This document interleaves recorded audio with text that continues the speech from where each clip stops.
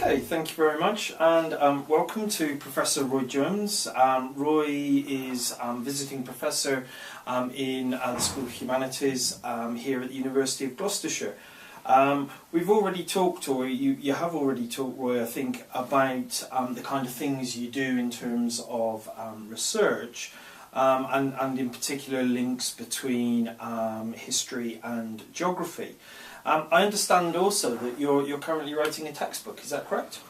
Yes, there's a reorganisation of the school curriculum in Australia. It's going federal rather than separate in each state. Okay. And as part of the change, I suppose in British terms I'd say lower sixth, with us it's year 11, there is a new semester-long module called The Geographies of Networks and Interconnections, which is interesting in relation to history because it's looking at processes. It's looking how distributions of things change over very time. Interesting, yeah. Okay, so you're involved in that. What's your role in that? Are you writing the whole thing, or? I'm writing that semester module. Somebody else will write the other half, and it will be a book for the year. Oh, okay, righty-ho, yes. So. You've obviously hinted that you see some overlap here between kind of the geography and history. Would you like to kind of expand on that a little bit? Yeah, well, basically, historical geography, or almost any kind of geography, is concerned with processes and patterns. Yes, sure. And the processes are things that are happening and changing things over time, and what this results in is changes over space. Sure. So, for example, if something becomes fashionable, it goes down the catwalk in Milan or Paris or somewhere, it will then diffuse.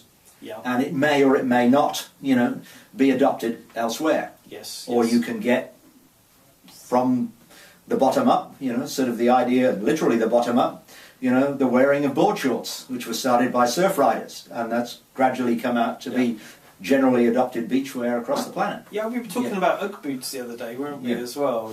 Just these strange things that... did they originate in Australia? Or? They did. It was basically a case of there's a lot of sheepskin around in Australia. And it was seen originally as, well, I'll use the term bogan. Right. A bogan in Australia is sort of very much working class, lower class kind of person, and it was, a cheap form of warm footwear. Yeah. But it got taken up, it diffused over time, and in fact, the Ugg boot has now been trademarked in the States. Right. Okay. Because in Australia it was just something that was made by sort of, local, shoemakers and sold locally, and now Ugg boots is officially owned in the States, and Ugg boots are a global phenomenon. So is that an example you're going to be using in your textbook then? Yeah, well, I mean, clothing is a fairly graphic example. I mean, we're both wearing denim jeans. Yep. Denim, from Nîmes in France. Yep. Jeans, jeunesse, Genoa. It's fisherman's trousers from Genoa. Then jeans as such were first made in California by European Jewish migrants, Levi Strauss, for the gold miners. Then it got popularized, I suppose, and publicized worldwide because you got, in the 50s, people like James Dean and Elvis Presley wearing them. Sure. And then that, sort of went global, we would say, in our century, probably went viral. But that's how it just diffused and took off. Absolutely. It's fascinating. I mean, another example that springs to my mind almost immediately, particularly when you mention California, is mountain biking. It begins as a recreational thing. Just a bunch of hipster dudes really, kind of hanging out in coffee shops and then altering their bikes to go off road. But now, of course, it's become part of multinational business. Well, it's absolutely formalised. It's an Olympic sport, and it's interesting to see the way these things do diffuse. I mean, football was hooligans kicking balls up and down the streets of medieval Europe and killing an odd few people on the way. In the 19th century, it was what happened to an awful lot of sports in the 19th century. Rules were laid down, very often in public schools in England, to make them respectable. And then, because in the 19th century the people who were in the public schools of England were going out to rule, kill, build railways and do all sorts of things all over the planet, these got exported.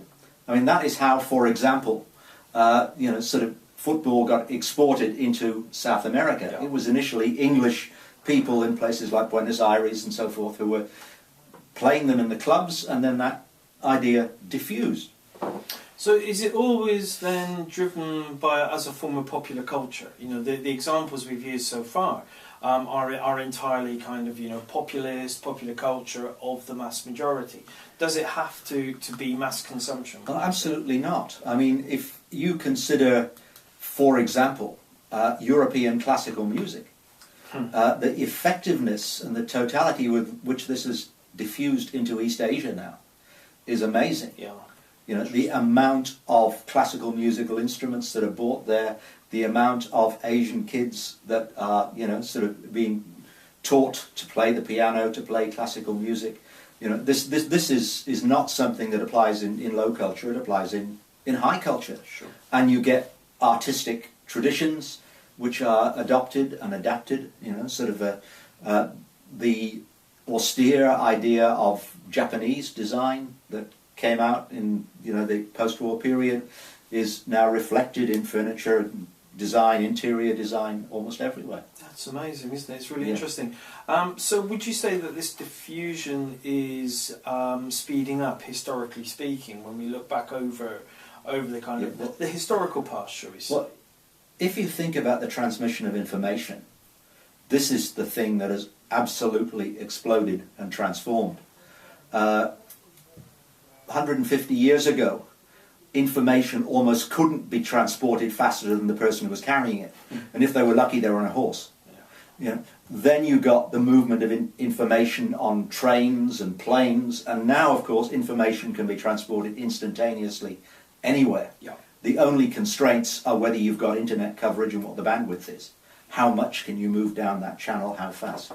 Yes, it's amazing, isn't it? You know, there was a thing on the news just the other day about kind of matter transportation, and you know how experimental scientists have now been able to move packets of information instantaneously, a kind of Star Trek type thing, and you know they were saying that it's not going to be moving people in the kind of our sci-fi future, but moving information ever quicker. I mean, the reason why in Australia we now get American television programs almost immediately is because it's so easy to pirate them. And therefore the Australian television companies are putting these on. But if you really want to go into the future, the 3D printer. Yes. What else can you move? Yeah, absolutely. Yeah. So think about textbooks. How would you want these kids to use this textbook? Just briefly, you know, what's the purpose of the textbook? To pick up ideas, and then to see something similar.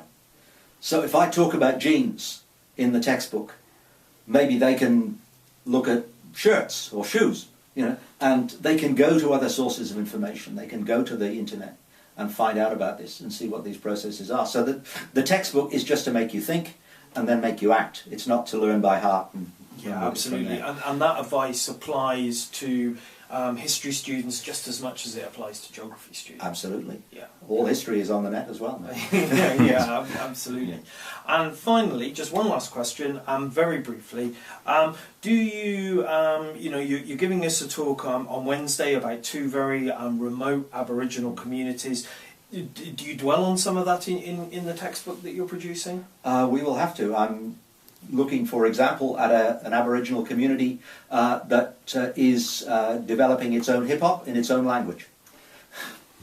I think we can say nothing more. Thank you very much, Roy.